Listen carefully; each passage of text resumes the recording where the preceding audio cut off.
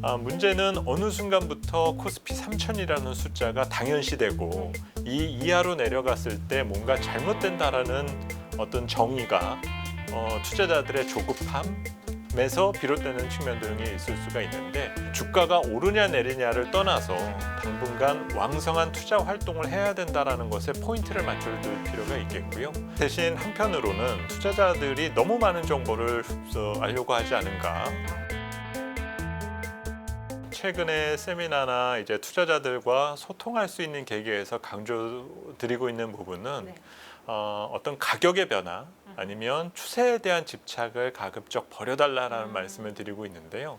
문제는 어느 순간부터 코스피 3000이라는 숫자가 당연시되고 이 이하로 내려갔을 때 뭔가 잘못된다라는 어떤 정의가 시장에서 한편으로는 투자자들의 조급함에서 비롯되는 측면 등이 있을 수가 있는데, 본질적으로 우리 주식시장의 고유의 특성을 이해하시게 된다면 그런 속단을 내릴 필요는 없다라고 볼 수 있습니다.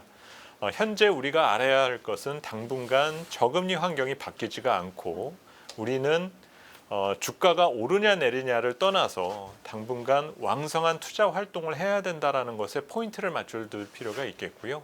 이 사이사이에 발생 가능한 여러 위기 요소, 변동 상황 등에 얼마나 잘 대응하느냐에 따라서 수익이 배가 될 수 있고, 또 상황에 따라서는 시장이 그렇게 침체되지 않았음에도 불구하고 성과가 상당히 부진한 이런 양극화된 결과를 마주하게 될 수도 있게 된다는 거죠. 그러기 위해서 조금 더 변별력 있는 어떤 시장의 문제와 이슈 등을 정확하게 해석하는 것이 필요해진 때라고 보여집니다.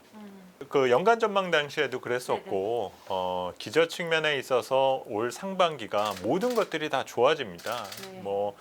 경제 지표나 수출 이런 것들 좋아지고 상장 기업들의 실적도 지난해와 비교해서는 분명히 개선될 텐데요.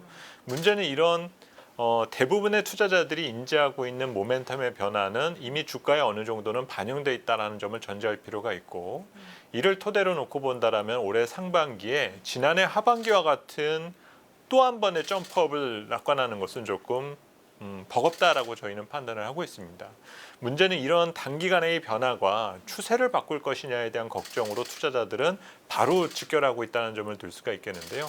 문제는 그렇지가 않고 올해 하반기부터는 펀더멘탈, 경제와 상장 기업들의 이익의 체질이 바뀌면서 나타난 이 요인이 주식시장의 본질적인 변화를 일으키면서 말 그대로 실적 장세로에 대한 전환이 필요하다는 점이겠죠. 그런 요소 등을 우리가 기간을 연장해서 놓고 본다라면은 올해는 전략 후강에 대한 개연성을 전제한 전략 수립이 필요하다고 볼 수가 있겠습니다. 이제는 성장주보다는 경기 민감주나 덜 오른 가치주가 올바른 선택이 될 수 있다라고 좀 지적들을 하고 있는데요. 저희가 얼마 전에 페이스북에서도 조금은 성가신 논쟁이 아닌가라는 표현을 썼을 만큼, 지금 우리가 성장주냐 가치주냐에 대한 논쟁에 너무 함몰되기보다는 오히려 지금 우리 경제와 가까운 미래를 끌어갈 수 있는 코어 산업이 무엇이냐를 여기서 다시 한번 고민을 하고, 그것의 그 성장을 주도할 수 있는 산업의 주인공을 투자하는 것을 계기로 삼는 것이 보다 필요하지 않을까라고 판단을 합니다. 최근에 많은 말씀을 드리는 부분이 성장에서 의심을 빼면 현실이 된다라는 점을 강조해서 말씀드리고 있는데요. 의심이 커지게 되면 그만큼 현실은 작아질 수밖에 없습니다. 하지만 의심이 줄어드는 변화를 우리가 확인하게 된다면 미래에 맞이하게 될 우리의 현실과 미래는 생각보다 상당히 큰 시장과 새로운 가치라고 우리가 평가를 할 수가 있게 되거든요.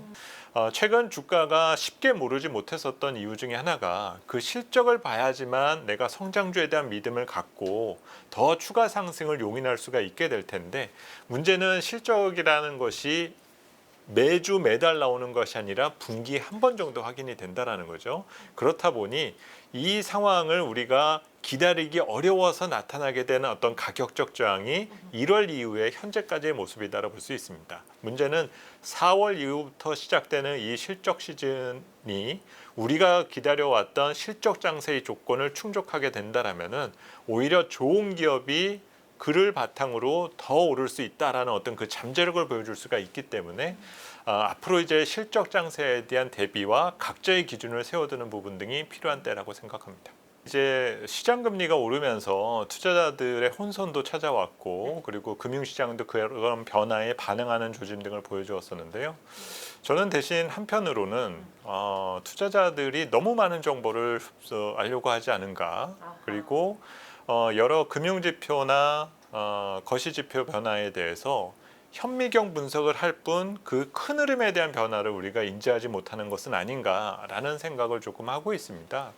물론 금리의 변화가 주식시장에 직간접적인 영향을 줄 수 있는 요소인 것만은 분명한데, 문제는 이에 대한 판단을 단순히 유동성 발작을 일으키는 요소로 우리가 평가할 것이냐라고 생각하는 것은 그동안 우리가 믿어왔었던 여러 성장 요인에 대한 가치를 무시하는 해석이다라고 볼 수가 있거든요. 지금 금리를 바라보는 데 있어서 아주 단순한 해석은 그냥 경기 지표라는 평가만 갖고 계시고, 경제가 좋아지면 자연히 금리는 오를 수밖에 없다라는 전제만 하시면 되는데, 우리가 학교 다닐 때 정말 열심히 공부해서 아직까지 머리에 남아있는 것들이 있거든요. 금리가 오르면 주식시장이나 레버리지 투자, 위험자산은 어려워진다. 근데 사실 이 발상에 대한 어떤 근거는 과거에 우리가 경험했었던 90년대 이전의 고물가 시대, 그리고 높은 고금리 시대에는 이런 논리 등이 우리가 해당된다라고 볼 수가 있지만, 이미 글로벌 경제가 저성장 환경에 빠져 있다는 뜻은 그때와 동일한 논리에서 접근하기는 쉽지가 않다는 점이겠죠. 지금 시장 금리가 올라가는 것을 막연히 정책 금리가 변할 수 있기 때문에 이제는 주식시장에서 도망쳐야 된다라고 해석하게 되는 것은 조금 너무 앞서 나간 해석일 수도 있고, 정말 경제와 금융 관련 지식을 너무 열심히 공부한 나머지 투자자들이 조금 앞서 나간 경향이 있다 정도로 현재는 평가하시는 것이 필요할 것 같습니다. 가장 중요한 것은 내가 정말 갖고 싶어하는 것이다라면 남이 갖기 전에 내가 갖는 거가 올바른 선택이 될 수가 있거든요. 근데 지금 상황을 자꾸 이제 우리 주식시장에 대한 상황으로 우리가 비교를 해보면, 내가 이걸가 정말 좋다라고 얘기하면서 자꾸 남이 사주기를 바라는 그런 심리가 나타나는 것이 저는 개인적으로 더 이상하다고 생각을 합니다. 주식이라는 것을 하나의 투자라는 개념으로 우리가 보지 않고 하나의 재화라고만 가정을 한다면, 재화의 가격이 오르려면 수요와 공급의 밸런스가 분명히 있을 텐데요. 공급보다 약간 강한 수요가 있게 된다면 시간이 경과되면 경과될수록 가격은 오르겠죠. 그런데 우리나라 주식시장의 어떤 고질적인 문제 중에 하나가, 공급은 엄청나게 많은 것과 대조적으로 주식의 수요가 상당히 한정된 속도로만 증가되어서 왔기 때문에 이런 문제 등을 우리가 해결하는 것이 보다 중요하다라는 거죠. 이 얘기는 다시 말해서 연초 이후에 시장의 변동성이 커지는 이유가 자꾸 국민연금 때문이다, 외국인이 매도해서다라고 우리가 생각하기보다는 오히려 연초부터 정말 올해 시장이 뜨거울 것이다라고 믿고 들어왔었던 개인들 사이에 와해되는 과정, 개인들 사이의 의견차가 어떻게 전개되는지가 연초 변동성에 키를 주고 있을 수 있다라는 쪽으로 보시는 것이 필요할 것 같고요. 오히려 이들 사이에 확실한 손바뀜, 지금 시장은 누가 장을 주도하느냐라는 것보다는 수급의 3개 주체들 사이에서 매끄러운 선순환만 나오게 된다면 오히려 그 환경이 시장을 좀 더 강세 쪽으로 몰고 가는데 유리한 동력이 될 수가 있거든요. 그래서 시장은 오히려 지금 상황에 이런 선순환의 구도를 기다려주고 있다는 정도의 관점으로 생각해 두시는 것이 필요할 것 같습니다.